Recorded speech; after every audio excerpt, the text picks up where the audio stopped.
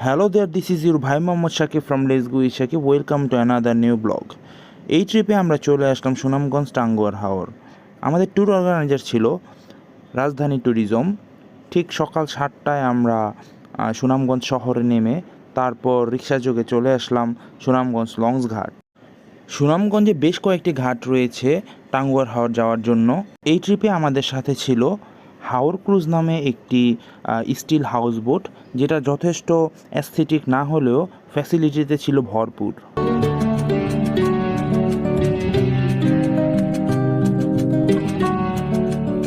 সারেঙের নির্দেশনা মেনে আমি কিছুক্ষণ নিয়ে নিলাম বোট চালানোর এক্সপিরিয়েন্স। আমার সাথে ছিল আমার কো পাইলট, আমার ভাতিজা সাফওয়ান, ওই যে পিছনে বসা। আমাদের প্রথম ডেস্টিনেশন ছিল বারিক্কা টিলা, জাদুকাটা নদীর ঠিক পাশেই অবস্থিত। নদীর সৌন্দর্য উপভোগ করতে করতে আমরা পৌঁছে গেলাম বারিক্কা টিলা।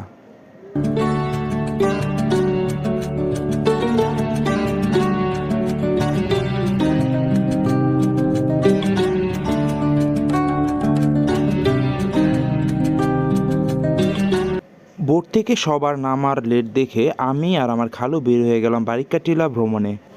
পিছনে লাল শার্ট পরা ছেলেটা ছিল বোটের স্টাফ, ও গাইড হিসাবে আমাদের সঙ্গে ছিল। ওর আতিথেয়তা, ওর সার্ভিস আসলে ভোলার মতো না। তাছাড়া রাজধানী ট্যুরিজমের ট্যুরগুলি সচরাচর ওয়েল অর্গানাইজডই থাকে সবসময়।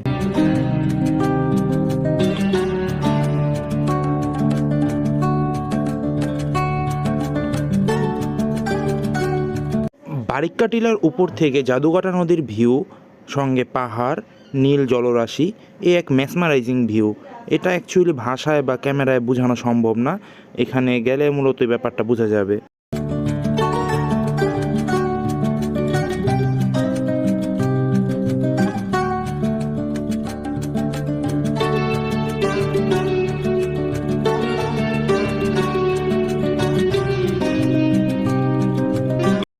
বারিক্কা টিলায় বাইক ভাড়া নিয়ে গ্রামের ভিতরে ঘুরে দেখার মতো দৃশ্য রয়েছে।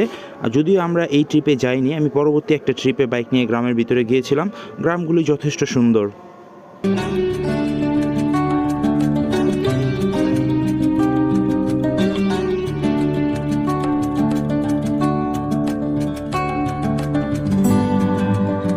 আমরা যেদিন বারিক্কা টিলায় গেলাম ওদিন ছিল মারাত্মক রকম রোদ, ভালোই কষ্ট হয়েছে, কিন্তু এই ধরনের দৃশ্য দেখার জন্য একটু কষ্ট করা এটা আমার কাছে অর্থিটি মনে হয়েছে। আমাদের এরপরে ডেস্টিনেশন ছিল শিমুলবাগান। এইটা বারিক্কা টিলার ঠিক অপোজিটে, এই কাছাকাছির মধ্যে একদম।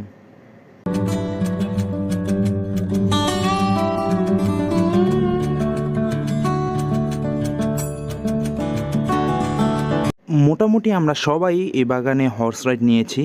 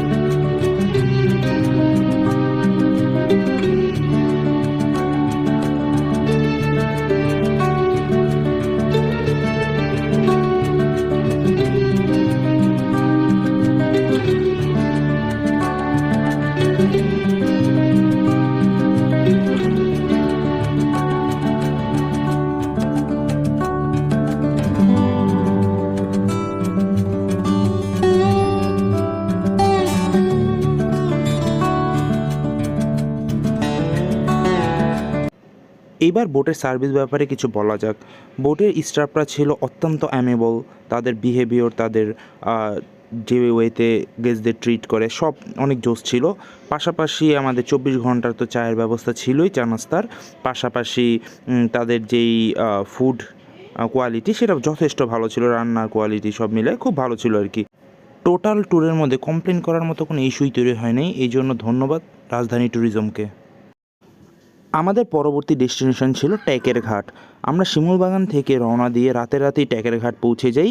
তো এখানে আমরা নাইট স্টে করি। ঠিক ভোরবেলা আমরা আমাদের পরবর্তী যাত্রা শুরু করলাম। আমাদের পরবর্তী ডেস্টিনেশন নয়নাভিরাম লাকমাছড়া ঝর্ণা।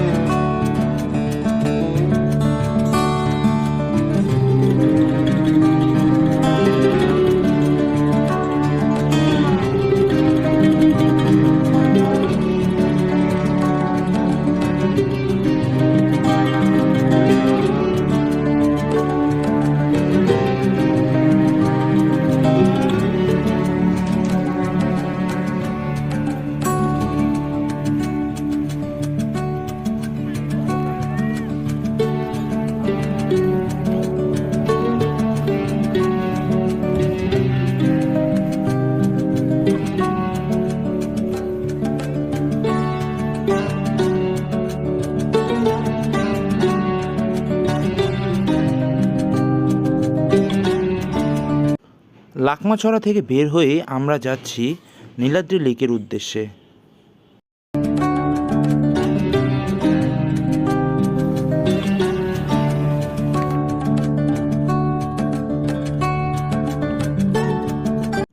ঘোরাঘুরি করতে করতে সবাই অনেক টায়ার্ড, সাফওয়ানও টায়ার্ড, তাই সে উঠে পড়েছে তার বাবার কাঁধে।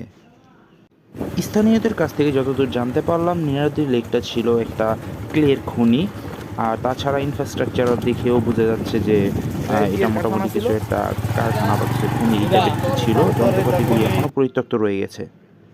নীলাদ্রি লেকের পাশে ছোট ছোট টিলাগুলি বেশ মনোমুগ্ধকর। সন্ধ্যার টাইমটা এখানে বসে কাটানো গেলে বেশ ভালো একটা অনুভূতি হয়। যদিও এই ট্রিপে আমরা সন্ধ্যাবেলা ওখানে বসতে পারিনি, কিন্তু পরবর্তী একটা ট্রিপে আমি সন্ধ্যাবেলা এই টিলার মধ্যে বসেছিলাম। বেশ অনেক ভালো একটা সময় কাটানো হয়েছে ওখানে।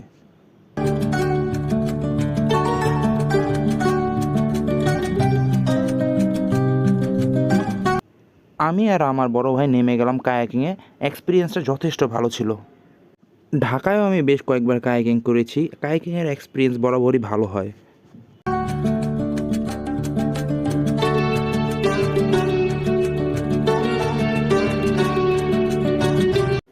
নীলাদ্রি লেকে রয়েছে চাপাচাপি করার সুযোগ।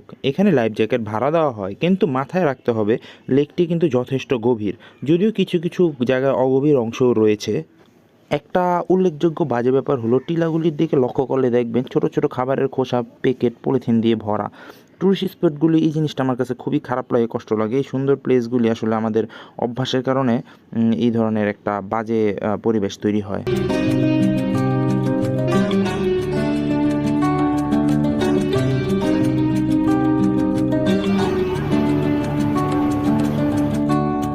টাঙ্গুয়ার হাওর ট্যুরটা কিন্তু এমন নয় আপনি স্পটে গেলেন, ঘুরলেন, চলে আসলেন। এই টোটাল সময়টাই, যতক্ষণ আপনি বোটে থাকবেন, টোটাল সময়টাই আপনার বেশ একটা ফ্যাসিনেটিং সময় কাটবে। আশেপাশে পাহাড়, এত বড় হাওর, পাশাপাশি একটু পর পর খাবার, চা, পুরো সময়টাই বেশ এনজয়েবল।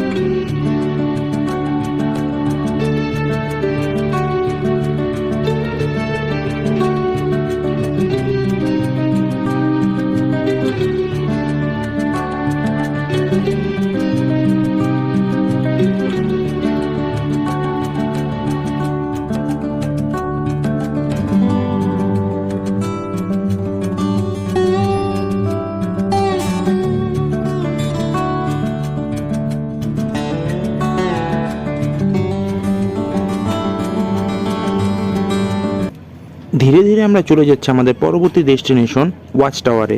এই উত্তপ্ত দুপুরে সেই ওয়াচ টাওয়ারের শীতল পানির ছোঁয়া, জলকেলি আসলে ভুলবার মতো নয়।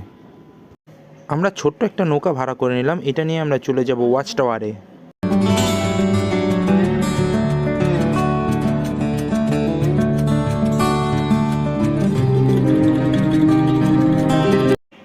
ওয়াচ টাওয়ার ভিজিট করে আমরা আমাদের এইবার ট্যুরের সমাপ্তি টানলাম। আমাদের এবার লঞ্চঘাটে পৌঁছানোর জন্য যাত্রা শুরু করে দিলাম।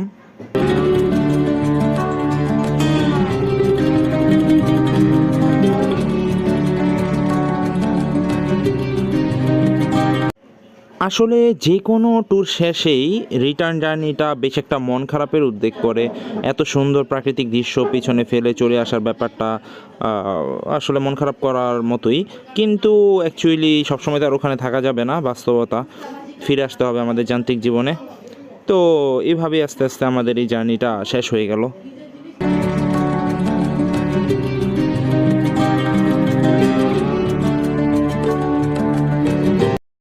আরেকটা ব্যাপার উল্লেখ না করলেই নয়, হাওরের গোধূলির মতো সুন্দর মুহূর্ত আমার মনে হয় আর অন্য কিছু হইতে পারে না। সমুদ্রে গেলেও সেম গোধূলিটা অনেক আমি পছন্দ করি। হাওরেরটা আমার মনে হয়েছে আরও বেশি জোস।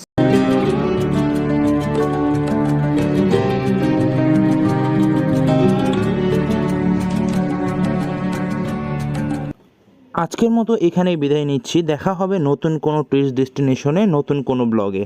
আমি যখন কোথাও ঘুরতে যাই তখন আমার রবার্ট ফ্রস্টের দুইটা লাইন মনে পড়ে, but I have a promise to keep and Miles to go before I sleep.